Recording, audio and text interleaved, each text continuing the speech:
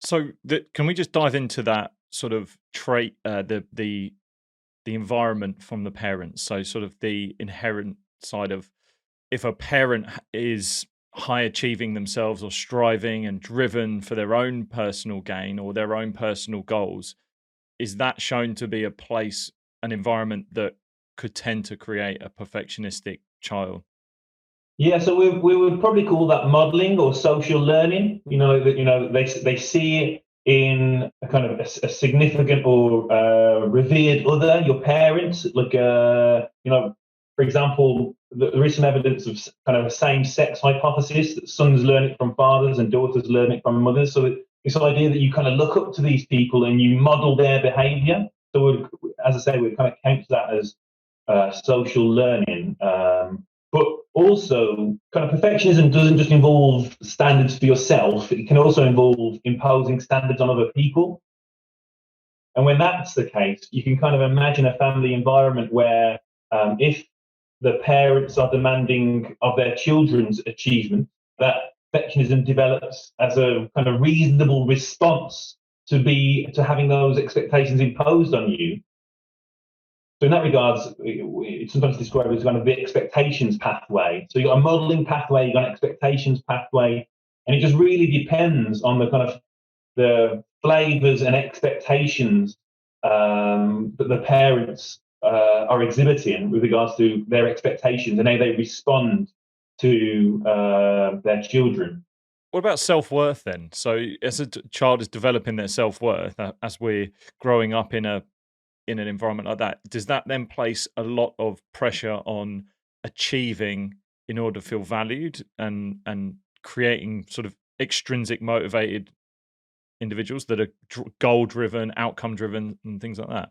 Yeah, there's a really great line from Thomas Greenspan, and he says that perfectionism isn't a motivational issue; it's a self-esteem issue. So at the heart of perfectionism is this kind of creation of a conditional or contingent sense of self-esteem. And the extreme achievement behaviors and striving you'll often see that characterizes what we think of when we think of perfectionism or perfectionist are really acts of reparation, to try and prove one's self-worth through the achievements in school, in the workplace, or in sport.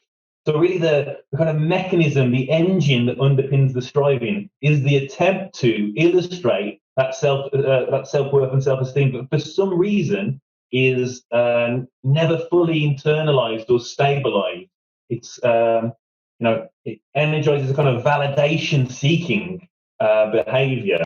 So when we think about where it's coming from, and when we think about the impact of parents or coaches or teachers are having, perfectionism or any type of behaviors that teach people that you're only worthwhile if ...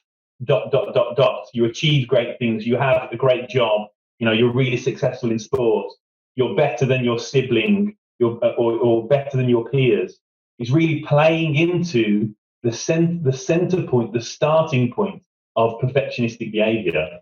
But do we know that, because it's such a paradox? We know, we've spoken about it in previous episodes about this paradox of perfectionism, that you can strive for it, it's going to create achievement or just driving towards a goal, and then the striving of excellence, but at the same time there are consequences that come of it.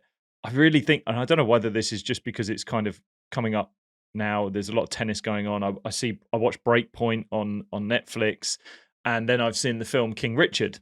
And that, have you seen that film? I haven't seen that film, but in terms of talking about tennis and parents, Andre Agassi's book Yes, yeah, is like a Open. great exemplar of the impact of parental pressure, and the paradox that you just described there. It energizes huge, extraordinary effort within these people, but also it comes with a kind of psychological toll and exhaustive effect, particularly when things don't go wrong. And of course, there's a kind of availability bias or a survivorship bias here, right? We can pick out these people who are perfectionistic and really, really successful and may or may not be exhibiting these costs that we're describing. But for every one of those, there are going to be hundreds, thousands of people who haven't survived their own perfectionism and haven't achieved in the same way that these people have achieved. So if you kind of zoom out a little bit and take on kind of a lifespan, career span, developmental perspective on the impacts of perfectionism as people move through the talent development system, the attrition due to perfectionism is much more likely to outweigh the idea that it's going to drive people to like excellence or kind of careers that we're picking up on. Hey, if you've enjoyed that video, then you can click right here to watch the full unedited version of that episode. Also, don't forget to subscribe to this channel by clicking the button below. I'll see you soon.